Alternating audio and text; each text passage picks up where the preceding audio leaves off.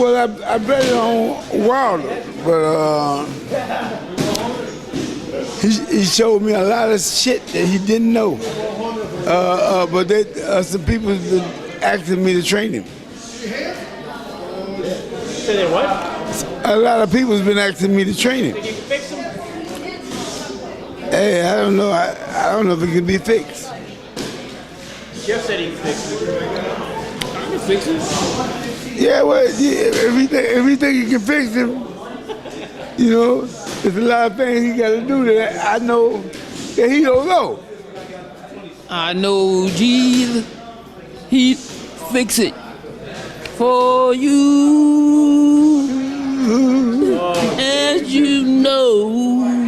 Or just what I do. Well. What'd you think of Fury's performance? Fury, he looked pretty good, man. But I mean, neither one of them really looked like nothing, really, that somebody can come out there and just really tear up some. But I mean, Wilder's the two, man. He just he looked, and I don't know about them fights, man. Them guys, they just ain't got it, man. Like either one of them. I like Wilder at first, but now I ain't got nothing to say about him. But he's a piece of trash. So, as y'all heard, Floyd Mayweather Sr., and he pretty much violated Deontay Wilder. However, y'all have to be mindful. Floyd Mayweather Sr., he's outspoken, he's raw with it. My interpretation of what he said is that he makes a lot of mistakes, and because Floyd Mayweather Sr. is a master at boxing, the Philly shell, you know, he always teaches you to make the least amount of mistakes and be fundamentally great. So to somebody like Floyd Mayweather Sr., Deontay Wilder's trash because he's not a knockout expert. He's more of a boxing expert, a master expert, the sweet science expert. So you have to take what Floyd Mayweather said with a grain of salt. You can't take it too serious because the way I view Floyd Mayweather Sr., he's outspoken, he has a lot of knowledge, but he's also a comedian to me. Floyd Mayweather Sr. should have been on movies. If he wasn't a guy from The Coincidentalist, he would have ended up in 1 or 2. As funny as he is, I watch him for comedy sometimes. But obviously, the bad side of boxing caused brain damage to a lot of fighters, including a guy like Floyd Mayweather Sr. And I wish that on nobody. So people have to be mindful when being mad at Floyd Mayweather Sr., claiming that he hates Wilder, this or that. Listen, man, he bet on the man. And he lost his damn money. You know he's tight about the situation. And he stated how he felt, especially at the time. As y'all heard the clip, can you fix him? He said absolutely not. He can't fix him. But ironic enough, Floyd Mayweather Jr. said, if I train him, he could beat Tyson Fury. Ironically enough, on that same interview y'all watch, Jeff Mayweather said, I could fix him. The main job of a trainer is to fix a fighter. The main job of a trainer is to get this fighter that's flawed and have issues with either defense or offense and, you know, makes him better. So my interpretation of Senior was, hey, listen, man, Deontay Wilder is pretty much old and you just can't teach an old dog new tricks because a dog is stubborn and an old fighter is hard for him to learn these things. You all have to remember Deontay Wilder started boxing at age 21. That's when he got into the sport. That's pretty late. So he missed out on a whole lot. But he always had power to pull him out. Like I said, I believe Deontay Wilder is fixable. I just think the issue with Deontay Wilder, he was not prepared for Tyson Fury coming to him. I remember actually watching Deontay Wilder, his previous fights, you know, he always fought guys shorter than him. His whole career, he pretty much never fought somebody with the same height and reach as him, besides Washington. So due to that factor, because he always fought guys shorter than him, it's easier to box and make mistake where he fell in love with making mistakes without getting paid. For example, when you fight a shorter fighter, in order to keep him at bay, all you got to do is jab. You could have your hand right here. Because he's short, he's not going to be able to reach you. And if he does, all you got to do is pull back a little bit. But when he tried that with Tyson Fury could reach him from a distance that he's not used to. He could reach him from the outside, where a shorter fighter, all he did is use his jab to keep him at bay. So that range control is very important for Deontay Wilder to realize that, hey, you know, Tyson Fury, which I'm pretty sure he already realized that now, with Tyson Fury coming forward, he's very effective against Deontay Wilder because Deontay Wilder made a lot of technical mistakes backing up, crossing his feet, and, you know, not keeping his hand up without any head movement. So he was stationary for punches, and Tyson Fury pretty much took advantage of that. And Tyson Fury walked him to shots. And because Tyson Fury could reach him from the outside, something that Deontay Wilder is not used to, Deontay Wilder cannot afford to throw a jab with his hand down. He cannot afford to throw a hook with his hand down. He got to keep his hand up. It's simple, fundamental mistakes he was making that if he actually makes these adjustments, keep his hands up, jab, feint, you know, throw a hook and pivot. Go to the body, feint to the body, then go upstairs with a right hand. Set your offense instead of making 4 steps in order to throw a right hand. Do what you did against Ortiz in a rematch when you landed that perfect right hand. Don't reach. You got to be in range when you throw the right hand in order for it to be a KO blow. So that's pretty much what Deontay Wilder have to do. That's something he did not utilize during the fight against Tyson Fury in the rematch because I'm pretty sure he trained for Tyson Fury to move around the ring. So he pretty much got shocked when Tyson Fury was coming at him on some bare knuckle-ish. And we know the rest of the story. So with that being said, I'm going to go ahead and pick up a couple calls. But do you think Wilder can correct his mistakes? Like, honestly, based on the performance that you saw last time?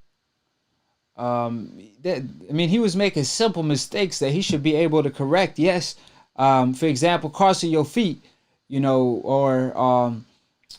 for example, not pivoting or not keeping his hands up, moving his head. These things are fixable. He just can't. This is the one thing that Deontay Wilder cannot afford to make, which is try to learn a whole bunch of new things. You cannot do that. You have to stick to a few, things to correct and learn a couple ways to avoid Tyson Fury on him coming forward and storming him. That way, it could be muscle memory fight night. Because, see, you could learn a whole bunch of things. And then fight night, you can't execute because you pretty much aren't used to these adjustments that you made. You're going to fall back to what you already know. What you know. Yeah, so right. In order for him to actually not fall into that category, he has to learn the main issues and the main mistakes he was making, where they were all pretty much defensively and offensively. Because if you watch the rematch, I think on more than one occasion, I saw Deontay Wilder make 4 steps to throw a right hand. You are not going to land a punch making 4 steps because you pretty much letting your opponent know, hey, I'm coming with a right hand. Well, here it go. You telegraphing it. You have to hide it. So I believe Deontay Wilder, obviously, he was making a whole bunch of mistakes because he got desperate at one point. But all I'm saying is you got to correct the main mistakes. And if you could improve more so, go ahead, be my guest. But he athletic enough to actually improve on a lot of mistakes he was making. What's your take? I watched that fight over and over again. And to be honest with you, I don't think people really talked about it, but Wilder was actually doing pretty decent in the first 2 rounds. He had the better jab than Fury, in my opinion, but he didn't box behind it. Like, he couldn't really box behind it, and it just seemed like after the 3rd round, he just got steamrolled.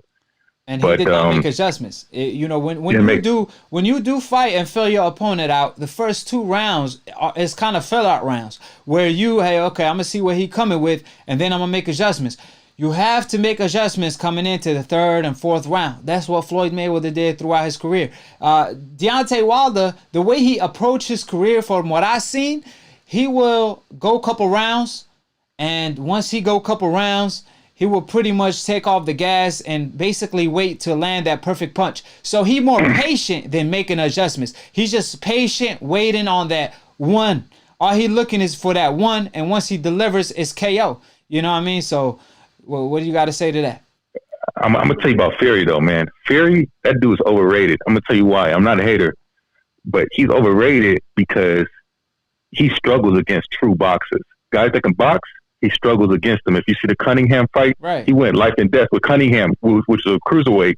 He moved up. He bullied him based on size, but the fight, he was going life and death with him. And then you saw the Otto Whalen fight, who's also a boxer. He was a no-name, but he ended up being better than what people thought. And he could have got a stoppage on that. So when the AJ fight comes up, people think AJ is, I don't know what they think AJ must be. I don't know, but AJ can box and he can bang on the inside. And he got skills. And he don't make that many mistakes like Deontay Wilder. He was an Olympian. So Thank you. And he actually could box. And I said that on more than one occasion on Split Decision that Fury struggle with fighters with skill. That's why I say Luis Ortiz will give Tyson Fury a hard fight because he have power, he have skill, and he could box. So I agree with you with that 100%. A guy with Anthony Joshua's statue and Luis Ortiz, I think they're around 230, 240 pounds. They're going to definitely give Tyson Fury a hard fight. But because I just think, in my humble opinion, Tyson Fury is like Deontay Wilder kryptonite, and especially with the Glovegate accusations, you know, of course, that definitely helped Tyson Fury to look like the original Iron Mike Tyson with power. Because how funny is it that Luis Ortiz, we pretty much know he's a harder puncher than, Tyson Fury, but he couldn't hurt Deontay Wilder, at least not that much. In the first fight he did, and Deontay Wilder weathered the storm. But we didn't see Deontay Wilder get dropped on more than one occasion the way Fury just steamrolled him. You know, on the other hand, Tyson Fury, I mean, he gained power out of nowhere. So regardless of either or, you know, Tyson Fury in the future against the skillful fighters of the world like AJ, Usyk, or even Luis Ortiz, like I said, they're gonna give him a hard fight. I mean, Wilder even gave him a hard fight. Yeah. You know, but you know, I agree with your assessment when you said, like it can go away where AJ knock out Fury, but turn around Wilder knock out AJ because it's just a style thing. You know what I mean? It's a triangle theory when it comes to boxing. Yeah. I keep telling people that, you know, ever since the Ali era, remember, you know, Frazier always gave Muhammad Ali a hard time. Give him hell. And Frazier could never ever beat George Foreman, and Ali always could beat George Foreman. So style make fights. That's why we want to see Tyson Fury defend his title, because in order to see how great you are, we got to see you versus different contenders and lions on the come up that's hungry. I mean, we pretty much saw Wilder nearly pull off the upset, and he was a nobody. So we got to see you versus the best in order to figure that out. Do you think Dillian White could beat Fury? I don't think. I think Fury could edge Dillian White, but he not interested in fighting Dillian White though. He said on more than one occasion, you know, I don't want to fight Dillian White. I don't know why that is though, but you know, as far as, you know, it's funny you say that though about Fury, because you said exactly what Senior said, because Senior, you know, you heard him what he said on the interview. He said, "Man, neither of them good."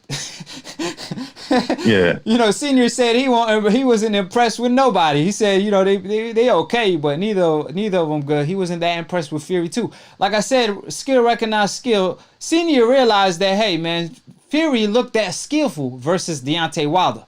But let's see how skillful he looks against the AJs of the world, against the Luis Ortiz of the world. You know what I mean? Let's see if you gonna look as good as you did against a guy like Deontay Wilder, who's not known for being a pure boxer or a guy with skill. He's a knockout puncher. So stylistically, of course, that's gonna benefit you. I said that from day one that Tyson Fury will always that give Deontay Wilder his toughest fight before they even fought because of his chin and his defense. He got good head movement, which that's going to give a guy like Deontay Wilder a hard time because he's going to have a hard time targeting and hitting Tyson Fury. Any last thoughts before I move on to the next? Let me ask you, why do you think? Because we saw Wilder connect with at least, if I can recall, like 3 right hands, and he cocked them back within the first two rounds. He caught Fury with at least 2 or 3 good right hands, and it did on the button. And I think one, Fury kind of rolled it off. He saw it coming; it was telegraphed, and he rolled it off. But other ones landed clean. Why do you think he didn't have the magic? Well, that night, I'm gonna tell you one thing. Like when I spar, for example, it be like I will spar somebody and they will throw a haymaker and I see it coming and I get hit with it and I pretty much walk through it. But sometimes I get hit with something I don't see coming and it pretty much hurt, even though it be a short punch. So for Deontay Wilder, it's like you said, he telegraphed it. Some of them were telegraphed. It could land, flush and all of the above. But when you make steps, I mean, he literally made steps, like 4 steps to throw one right hand on more than one occasion. When you do that, you're not just telegraphing, you take steam off the punch because Tyson Fury could see it coming, he knows it coming. So even if you hit him with it, he could take the punch better than when you surprise him with it. For example, when he did with Luis Ortiz for the rematch in the 7th round, he hid the right hand and he threw it at short range. So when it exploded on him, he landed perfectly, and Luis Ortiz also didn't see it coming. The marquee of a KO punch. That's how Mike Tyson was knocking out a lot of people with uppercuts because he will hide the uppercut.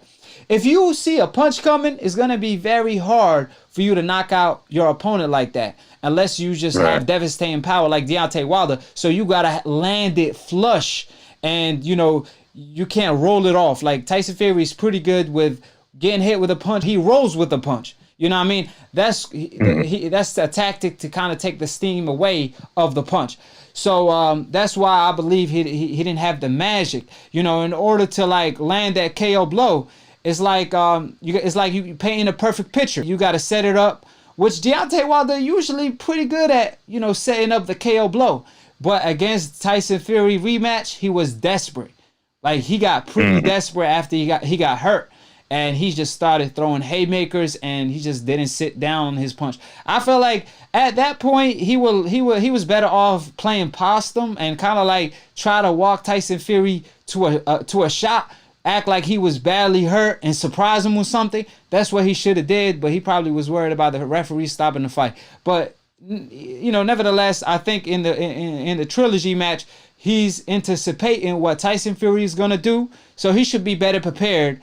And in your humble opinion, can he fix the mistakes? Because you asked me the question, but I don't think if I got your take on that. Do I think he can fix the mistakes? Yeah. Man, I really don't think so, man. I don't think he's just not that kind of fighter. I don't think he's that kind of fighter.